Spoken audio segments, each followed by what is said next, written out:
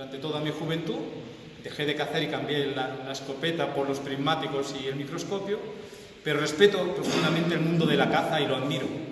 Pero también soy crítico con el mundo de la caza y veo que, como no sepa explicarle a la sociedad no cazadora todos esos valores añadidos que tiene la actividad cinegética, no lo van a entender y van a limitar mucho la actividad. He empezado hablando hace muchos años, colaboro con la Federación desde hace muchos años, pero mi especialidad es el manejo y la patología de la fauna salvaje. Son las enfermedades de la fauna salvaje, por una parte, y por otra parte todo lo que está relacionado con la anestesia, control y el manejo. Lo que pasa es que desde hace 5 años, se lo venía comentando a Manuel en el coche cuando subíamos, he trasladado todo mi potencial de trabajo hacia la gastronomía, en términos generales. Aquí, hoy voy a hablar del ciervo en la cocina, pero hay una cosa muy clara.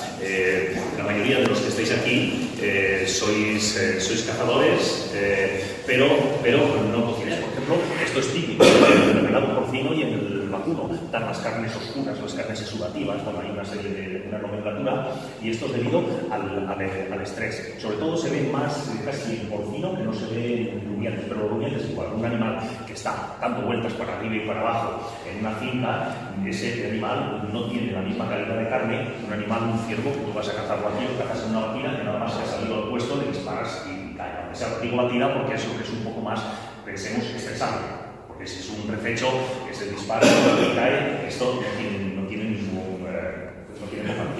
Es más, las carnes que son fatigadas, estas carnes que están estresadas, cuesta mucho luego conservarlas.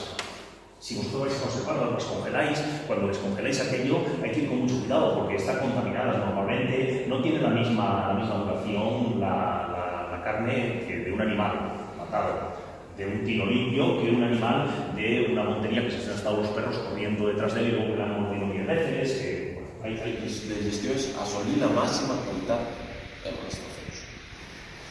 Què hem fet?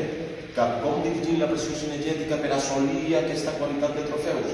Establint uns criteris per tal de facilitar la presa de decisions per part de la gent acompanyant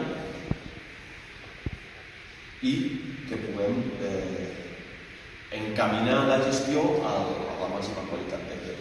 Llavors, el que hem fet és hem establert una sèrie de criteris. Tornant, abans de començar a parlar, ja sé la última part de la fase de la xerrada dels criteris, de com se fa, ara parlarem una mica de com és aquesta presa de decisions del guarda en el camp per tal d'establir o instaurar aquests criteris que hem plantejat. No podem dir d'una altra manera, la primera fase de la presa de decisions que ha de prendre els guardes per tal de, en funció dels criteris de qualitat que hem establert, l'espècie, tenim les 3 espècies de serp, és una obvietat, però no s'està de dir-lo, l'espècie, el sexe, en funció del permís que té a la mà per establir el sexe, i l'edat. Com hem vist abans, en el cas dels cérvols mascles, parlem de 2 edats diferents. Però l'edat és molt interessant perquè la majoria dels criteris van encaminats a veure quin és l'estat d'un cérvol en funció de la seva edat.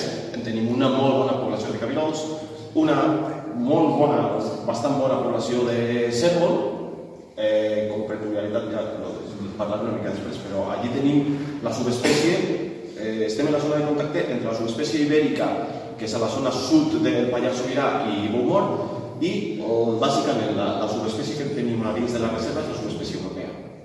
La subespècie europea, la Sponsula crucipedaphus, que es caracteritza per un volum, una massa corporal molt gran, amb mascles de 250 quilos, que possiblement siguin 70-80 quilos més que els grans mascles de la població de cérvol ibèric, i unes banyes molt desenvolupades però poc ramificades amb respecte a les altres poblacions aquest animal potser li falta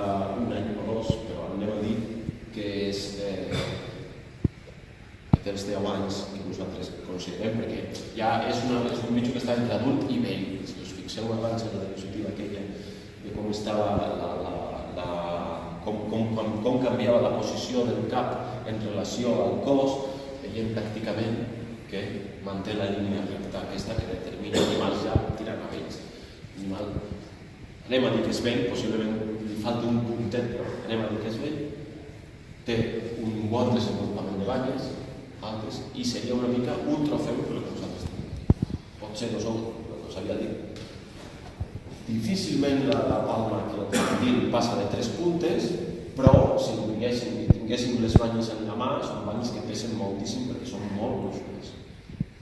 Molt gruixudes. És que possiblement exemplars d'aquesta mida als seus interlocutors a ser molt grans, puntuen moltíssim i serien, sense ser espectaculars, serien possiblement medalles comparats amb els.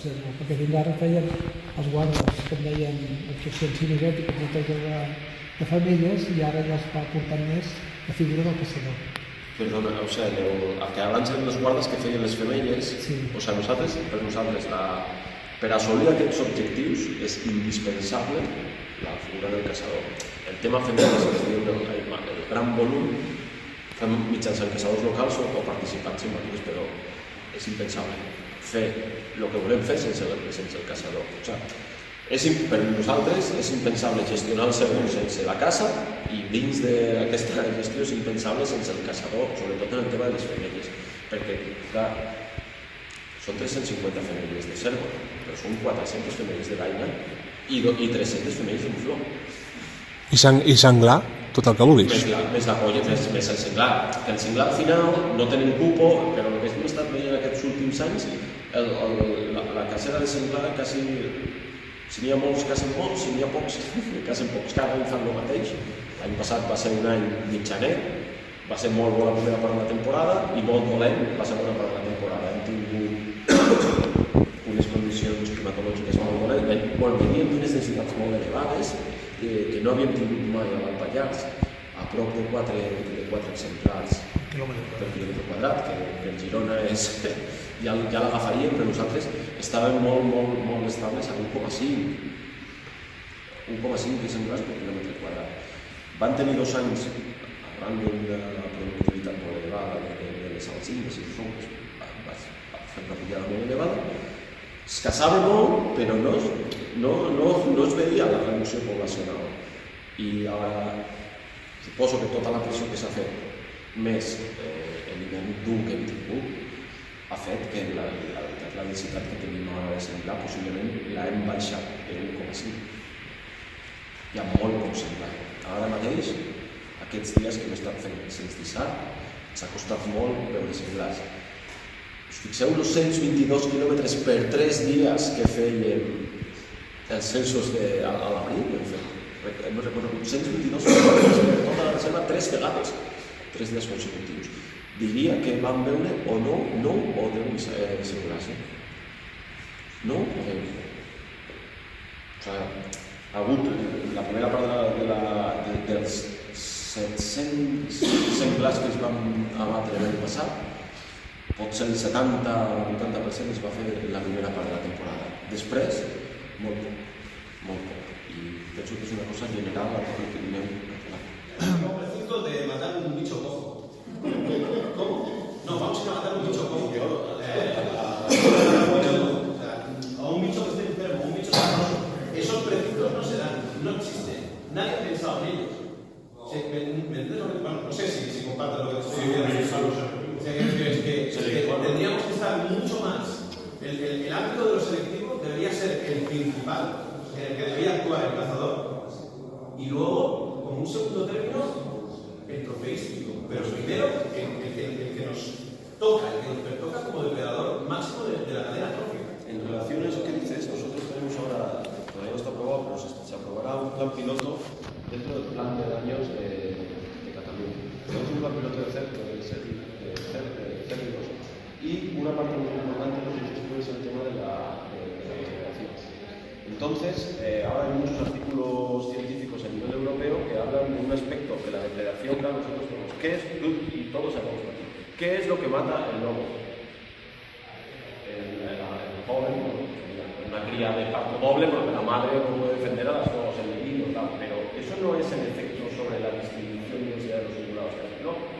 Lo que más hace el lobo es tenerlos nerviosos, o sea, mantener un paisaje de miedo. Y eso nosotros queremos introducirlo, creo que muy novedosamente dentro de la reserva, gracias a la gestión de daños y los cazadores locales.